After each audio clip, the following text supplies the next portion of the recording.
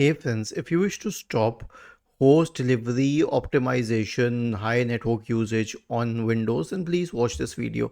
So the only answer to this high network usage issue is to stop delivery optimization. There's nothing else that you can do. So here's what you can do for this.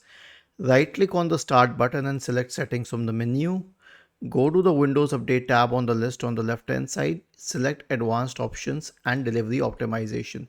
Now if delivery optimization is selected devices on the internet and local network, then it will definitely cause high CPU usage unless your system is capable of handling it.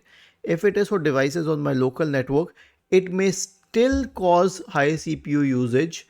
Okay, so because I mean high network usage because it's still using the network to transfer that.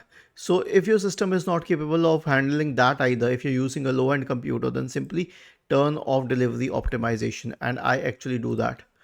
Was this helpful? If yes, then please subscribe to the channel.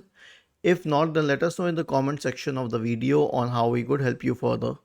Thank you for watching this video and have a nice day.